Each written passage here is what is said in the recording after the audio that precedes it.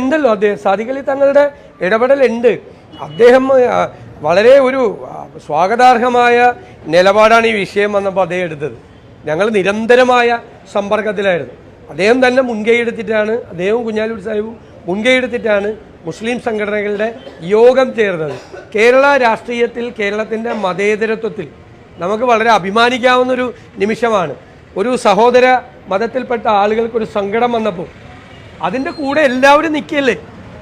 എല്ലാ ക്രൈസ്തവ സംഘടനകളും നിൽക്കുകയാണ് അല്ലേ, എല്ലാ മുസ്ലിം സംഘടനകളും നിൽക്കുകയാണ്. കേരളത്തിൻ്റെ പൊതുസമൂഹം അവരെ കൂടെ നിൽക്കുക. അവരെ കൂടെ നിൽക്കാത്ത ആരാ? കേരള സർക്കാരും കേരളത്തിലെ വഖഫ് ബോർഡും, അവർ നിയമിച്ച വഖഫ് ബോർഡും മാത്രമേ ഉള്ളൂ ആ പാവങ്ങളുടെ കൂടെ നിൽക്കാത്തത്.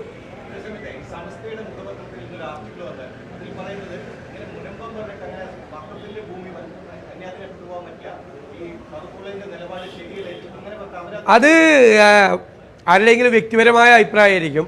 സമസ്ത ഉൾപ്പെടെയുള്ള മുസ്ലിം സംഘടനകൾ അവരുടെ അഭിപ്രായം വ്യക്തമാക്കിയിട്ടുണ്ട്. മുഖ്യധാര മുസ്ലിം സംഘടനകൾ വ്യക്തമാക്കിയിട്ടുണ്ട്. പിന്നെ നിങ്ങളൊന്ന് അന്വേഷിച്ച് നോക്ക്, അങ്ങനെ ഒരു വാർത്ത വന്നിട്ടുണ്ടെങ്കിൽ അതിൻ്റെ പുറകിൽ ആരാണെന്ന് നിങ്ങളൊന്ന് അന്വേഷിച്ചു. ഈ CPM ഈ കേസിൽ കളിക്കുന്ന ഒരു കള്ളക്കളിയുണ്ട്. അതുകൊണ്ടാണല്ലോ ഇലക്ഷൻ്റെ 2 ദിവസം മുമ്പ് വയനാടിലും തൃശ്ശൂർ ജില്ലയിലും പോയി നോട്ടീസ് കൊടുക്കുക. വഖഫ് ഈ മുനമ്പം വിഷയം നീറി നിൽക്കുക, നോട്ടീസ് കൊടുക്കുക. നോട്ടീസ് കൊടുത്തതിൻ്റെ പിറ്റേ ദിവസം BJPയുടെ സംസ്ഥാന നേതാക്കൾ ആ സ്ഥലം സന്ദർശിക്കുക, ആ വീടുകൾ സന്ദർശിക്കുക, എന്നിട്ട് ഞങ്ങൾ നിങ്ങളെ സംരക്ഷിച്ചോളാം എന്ന് പറയാം. എന്ത് നാടകമാണ് ഈ സംസ്ഥാന ഗവൺമെൻറ് ചെയ്യുന്നത്? ഇല്ലെങ്കിൽ ഈ വിഷയം തീർക്കാതെ വേറെ ഒരു സ്ഥലത്ത് നോട്ടീസ് കൊടുക്കാൻ പോകാമോ? ചെയ്യാൻ പാടില്ലല്ലോ.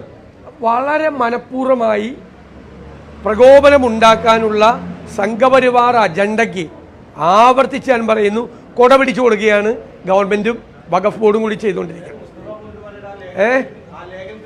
പേര് പറഞ്ഞല്ലോ നീ ഞാൻ പറഞ്ഞ അന്വേഷിച്ചോളാൻ പറഞ്ഞു.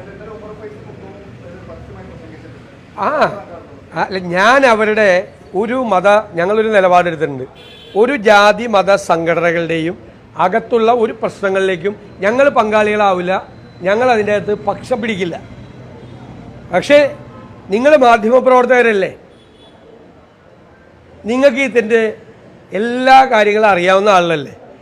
ഈ വാർത്ത ഇന്ന് വരാനുണ്ടായ സാഹചര്യം, തെരഞ്ഞെടുപ്പ് 20-ാം തീയതി നടക്കാൻ പോകുമ്പോൾ ഈ വാർത്ത വരാനുണ്ടായതിൻ്റെ പുറകിൽ ആരായിരിക്കും? അങ്ങനെ എഴുതിയ ആളുകൾ ഉൾപ്പെടെയുള്ള ആളുകൾ സാധാരണ എടുക്കുന്ന നിലപാടുകൾ എന്താണ്?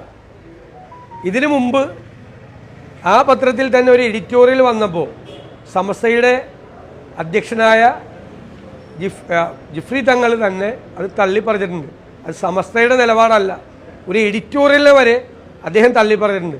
അദ്ദേഹം ഉൾപ്പെടെയുള്ള പ്രധാനപ്പെട്ട ആളുകളുടെ അനുവാദത്തോടു കൂടിയ മുസ്ലിം സംഘടനകളിലെ യോഗമാണ് തീരുമാനിച്ചിരിക്കുന്നത്. ഇതിനു മുമ്പ് കോൺഗ്രസിനെതിരായി, കേന്ദ്രത്തിലെ കോൺഗ്രസ് നേതൃത്വത്തിനെതിരായി ഒരു എഡിറ്റോറിയൽ വന്നു ഇതിനു മുമ്പ്. ഈ വിഷയത്തിലല്ല, വേറെ വിഷയത്തിൽ.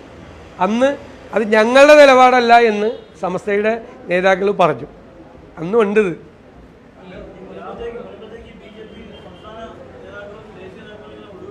അത് അവർക്ക് ഇതൊരു അജണ്ടയാണ്, അവരുടെ അജണ്ടയാണ്. കേരളത്തിൽ വർഗീയമായ ഭിന്നിപ്പുണ്ടാക്കി 2 ചേരിയാക്കി തിരിച്ച് തമ്മിലടിപ്പിക്കുക. BJPയുടെ പ്രശ്നം എന്താ? എവിടെയെങ്കിലും നമ്മൾ ഒരുമിച്ച് നടക്കണ്ടെങ്കിൽ അതിൻ്റെ ഇടയിൽ വന്ന് കുത്തിത്തിരിപ്പുണ്ടാക്കി തമ്മിലടിപ്പിച്ച് ശത്രുക്കളാക്കുക എന്നതാണ്.